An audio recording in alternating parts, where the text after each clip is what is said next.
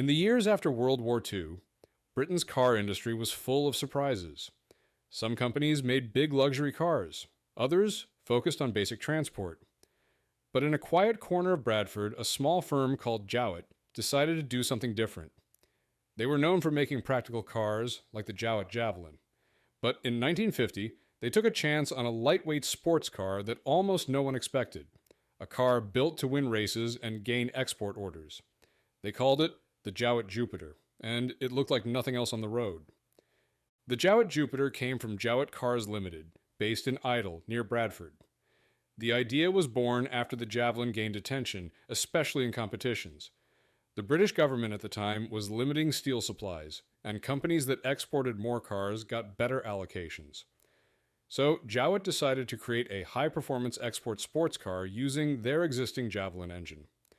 They hired Dr. Robert Eberhard von Eberhorst, an Austrian engineer who had previously worked with Auto Union and helped design their famous racing cars.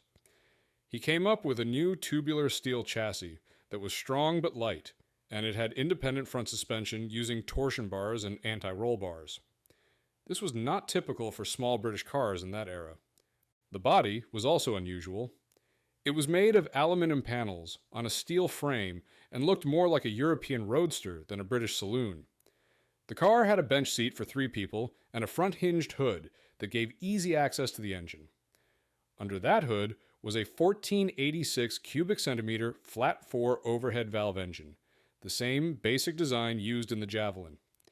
In the Mark I version, it produced 60 horsepower at 4,500 revolutions per minute, and the Mark I later boosted that to 63 horsepower.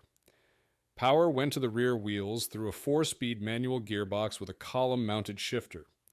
The Jupiter could reach a top speed of about 90 miles per hour, with 0 to 60 miles per hour taking somewhere between 15 to 20 seconds. It weighed around 2,100 pounds and returned about 25 miles per gallon. The car was not just about looks and numbers. It proved itself in motorsport. In the 1950 Le Mans 24 Hours race, it won its class. It repeated this in 1951 and 1952. The Jupiter also performed well in the Monte Carlo Rally, the Lisbon Rally, and other events across Europe. These wins gave the small firm a brief moment in the spotlight. Not all Jupiters looked the same. Around 75 rolling chassis were sent to different coach builders, including Stabilimenti Farina, Ghia Suisse, Abbott of Farnham, and Richard Mead. These custom versions are now very rare. There was also a racing version called the Jupiter R1, and a lightweight fiberglass prototype named the R4. Only 3 of those were made. But by 1954, Jowett was in trouble. Costs were rising, sales were falling, and newer sports cars from other companies made the Jupiter look old. Jowett shut down car production that year, and with it, the Jupiter's run ended. Today, it is mostly remembered by collectors and a few classic car fans, especially those who enjoy oddball British engineering with a bit of Austrian flair.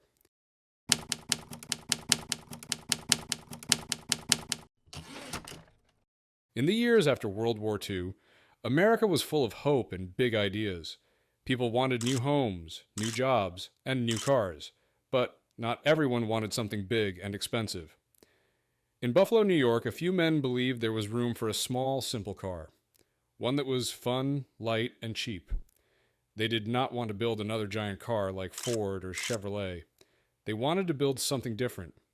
The car they made had a name that would later become famous for something else.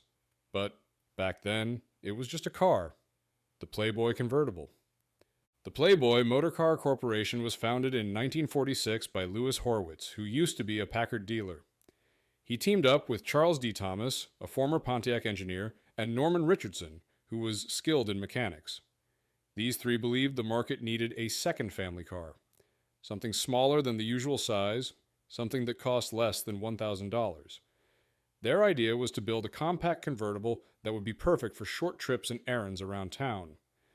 The first prototype of the Playboy came out in 1946. At first, it had a rear engine and a soft top, but that design quickly changed. The final version had a front-mounted engine and a unique manually operated retractable steel roof. This was rare at the time. No one else was doing that in America. The roof folded back into the body of the car, turning it into an open convertible. It was not powered. You had to do it by hand, but it worked well. Under the hood, early models used a 91 cubic inch Continental 4-cylinder engine with 40 horsepower. Later models used a bigger Hercules engine, 133 cubic inches, with 48 horsepower at 3,200 revolutions per minute. It also produced 80 pound-feet of torque at 2,000 revolutions per minute. The Playboy had a 3-speed manual transmission, and some came with overdrive. It could reach about 75 miles per hour and got around 35 miles per gallon, which was great for the time. The car was small. It was only 156 inches long and 58 inches wide. It had a wheelbase of 90 inches and weighed about 2,035 pounds. It had seating for 3 people on a single bench seat. The front suspension was independent with coil springs and shock absorbers. The back had a live axle with leaf springs. All 4 wheels had drum brakes. It rolled on 12-inch wheels. Sadly, the company never got the money it needed to grow. They tried to raise funds by selling stock, but it did not work. Only 97 Playboy convertibles were made before the company closed in 1949. Today, fewer than 50 are believed to survive. Strangely enough, someone who once worked at the company later suggested the name Playboy to Hugh Hefner for his new magazine. So while the car disappeared, the name lived on in a totally different way. The Playboy convertible was a small car with big dreams. It did not last, but it still makes people smile, and not just because of the name.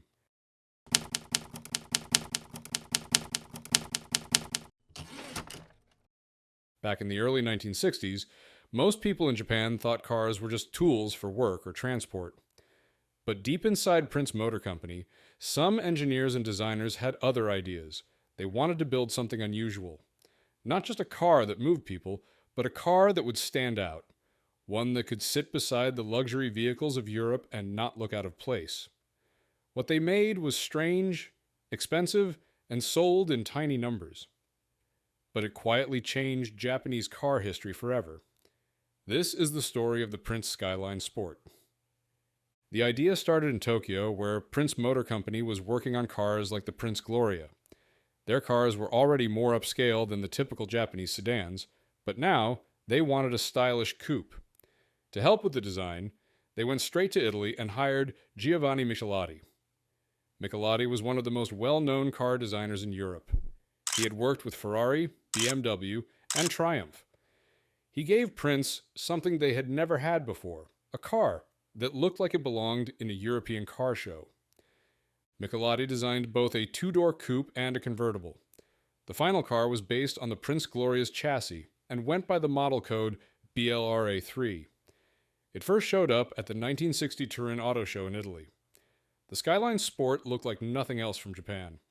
It had long lines, a wide front grille, and even canted headlights, which leaned slightly to the side like American cars from Lincoln or Chrysler. The coupe was sleek and smooth, and the convertible looked even more exotic. Under the hood, it had a GB4 engine, a 1.9-liter inline-4 that made 94 horsepower at 4,800 revolutions per minute and 113 foot-pounds of torque at 3,600 revolutions per minute. It was not a fast car, but it could reach around 93 miles per hour. The car used a 4-speed manual transmission with a column shifter and had rear-wheel drive. Suspension came from a McPherson strut in the front and a Dedion tube set up in the back. Prince charged a lot for this car. The coupe cost 1,850,000 yen, and the convertible cost 1,950,000 yen at the time, which was an enormous price for early 1960s Japan. That meant it was never going to sell well. Only around 60 units were ever made. But even though few people bought it, Prince used the Skyline Sport to show off what they could do. The Skyline Sport appeared in the 1962 Liège-Sofia-Liège Rally, although it did not finish. It also raced in the 1963 Japanese Grand Prix at Suzuka Circuit. Prince even used the car in movies made by Toho Studios, giving it some celebrity status. In the end, the Skyline Sport helped shape the future of the Skyline name. After Prince merged with Nissan, the Skyline series kept going. It later turned into the famous Nissan GT-R. The Skyline Sport was not perfect, not cheap, and not common, but it started something much bigger.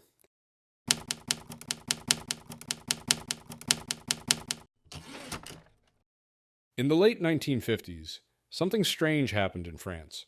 A car that looked like it belonged in America started rolling off the lines at a French factory. It had tailfins, a V8 engine, and more chrome than most people had ever seen in Europe. It was called the Simca Vedette Chambord, and while it may have looked like it came from Detroit, it was actually built in Poissy, France, and later became a Brazilian icon. This is the story of how a French car company turned an old Ford design into one of the most unusual executive cars of its time. The story starts in 1954 when Simca, a French car maker, took over Ford France's factory in Poissy. Along with the factory, Simca also got the rights to Ford's French Vedette model. Simca redesigned it and gave it new names. One of the most stylish versions was called the Shamberg, which came out in 1958. The Simca Vedette Chambord was part of the second generation of Vedette cars. It replaced the earlier Regent's model and came with a long body, large tail fins, and shiny trim. It was clearly inspired by American cars of the time, but built with French sensibilities. The Chambord used a 2.4-liter V8 engine called the Aquilon. This side valve engine produced 84 horsepower at 4,800 revolutions per minute and 112 pound-feet of torque at 2,750 revolutions per minute. It came with a 3-speed manual transmission, though in 1959, Simca introduced an optional Rushmatic overdrive system that gave the driver more flexibility on highways. The car had a front-engine rear-wheel drive layout. The suspension system included McPherson struts at the front and a live axle with leaf springs in the back. Brakes were drums all around. The Chambord measured 178 inches in length and weighed about 2,675 pounds. It had a top speed of around 91 miles per hour, which was not bad for a V8 car with old-school aerodynamics. Simca produced 61,835 units of the Chambord in France between 1958 and 1961. But the story did not stop there. In 1959, Simca do Brasil began producing the Chambord in São Bernardo do Campo, Brazil. At first, they built the cars using parts imported from France, but by 1961, over 98% of the parts were made in Brazil. That made the Chambord the first Brazilian-built car with a V8 engine. In Brazil, the car's engine was improved over time. By 1961, it produced 90 horsepower. In 1963, Simca launched the Tufão model with 100 horsepower, and in 1964 they introduced the Emissal engine with hemispherical combustion chambers and 120 horsepower. Brazil got several versions of the Chambord: the luxury Presidents, the sportier Rally, the station wagon Jangada, the low-cost Alvorada, and the commercial Professional. From 1959 to 1966, Simca do Brasil built 50,833 units. The Simca Vedette Chambord was never a bestseller, but it managed to live 2 lives, first as a French executive car, and then as a proud Brazilian V8 cruiser. Not bad for a car that was nearly forgotten.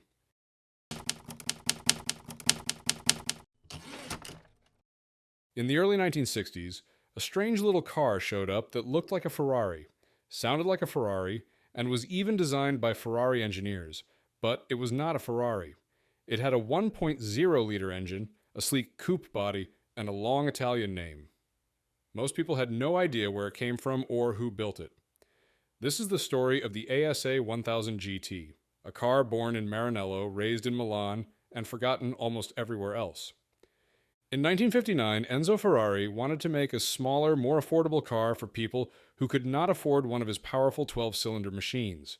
His team designed a prototype with a small engine that still had Ferrari DNA. The result was called the Mille, which means 1,000 in Italian, named after its 1,000 cubic centimeter engine. It had a light, tubular frame and a smooth body shaped by a young designer named Jowett Jupiter, who was working at Bertone at the time.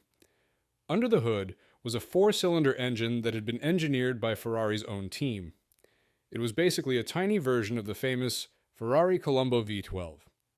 Enzo Ferrari liked the car, but he did not want it to wear the Ferrari badge.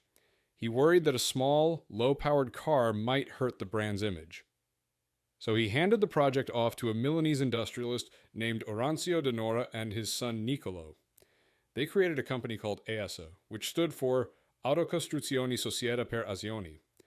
They took the Mille prototype and turned it into a production car called the ASA 1000 GT. The car made its debut at the 1961 Turin Auto Show. The ASA 1000 GT had a 1.0-liter inline-4 engine with 2 Weber carburetors.